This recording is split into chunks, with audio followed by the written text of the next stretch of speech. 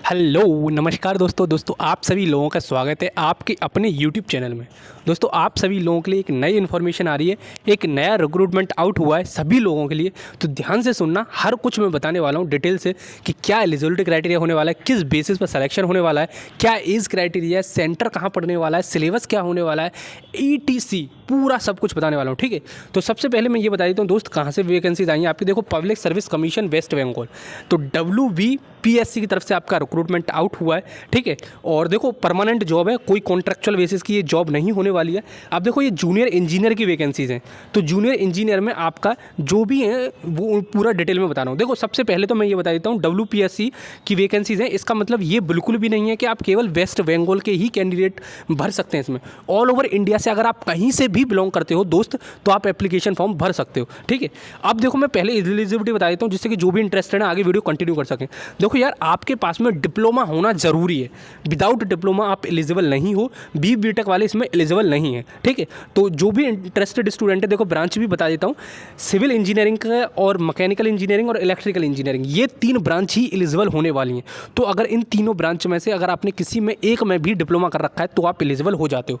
ठीक है, written test के बेसिस पे एग्जाम होगा, रिटन टेस्ट और इंटरव्यू, इनके बेसिस पे आपका सिलेक्शन होने वाला है। ठीक है, तो चलो मैं डिटेल से बताता हूँ क्या एप्लीकेशन प्रोसीजर है, सैलरी कितनी एक्सपेक्ट कर सकते हो और आप कौन कौन भर सकते हो, सब कुछ बताने वाला हूँ। रिजर्वेशन कैसे क्या मिलने वाला है। ठीक है, तो पहले तो डिप्लोमा वाले स्टूडेंट ही वीडियो कंटिन्यू करें, रिमेनिंग छोड़ के जा सकते हो।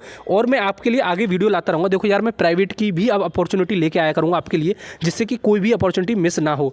और प्राइवेट के लिए जो भी इच्छुक हैं वो भाई साहब आप जरूर से लिंक्डइन और naukri.com ये सब डाउनलोड करके रखें और अपना जो भी रेज्यूमे है, CV है, वो बना के रखें। ठीक है, तो देखो यहाँ पे लिख भी रखा है इन्होंने कि रिटन टेस्ट होगा, MCQ टाइप पैटर्न होगा और इंटरव्यू के द्वारा, और इसका जो सेंटर होगा वो जो रिटन टेस्ट का वो कोलकाता में ही पड़ने वाला है, जो कि एग्जाम आपका कराया जा सकता है अप्रैल के मंथ में। ठीक है, तो इतना आई थिंक क्लियर होने वाला है। अब देखो मैं आगे बताता हूँ, ये नेम है इसका junior engineer civil mechanical electrical recruitment examination 2022। और देखो ये वेरीज डिपार्टमेंट में आपकी वैकेंसीज आउट हुई हैं। असेंशियल क्वालिफिकेशन के बारे में पहले बात कर लेते हैं।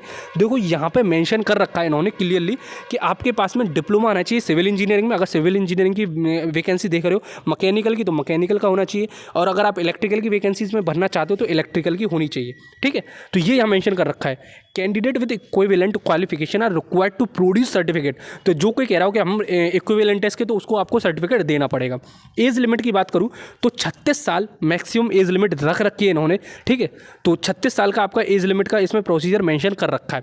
तो इससे ऊपर अगर आप जैसे रिजर्व्ड कैटेगरी में आते हैं तो वेस्ट बंगाल के अगर बंदे हो, आप अगर बंगाल के ही बंदे हो तो ही आपको रिजर्वेशन देखने को मिलेगा। ऑल ओवर इंडिया से अगर और किसी स्टेट से बिलोंग करते हो तो रिजर्वेशन नहीं, अनरिजर्व्ड वैकेंसीज में आप फाइट कर सकते हो। ठीक है, तो ये सब कुछ मेंशन कर रखा है। मोड ऑफ सिलेक्शन जैसे कि मैं पहले ही बता चुका हूँ आपको, ऑनलाइन एग्जाम होगा, उसके बाद में इंटरव्यू कंडक्ट कराया जाएगा।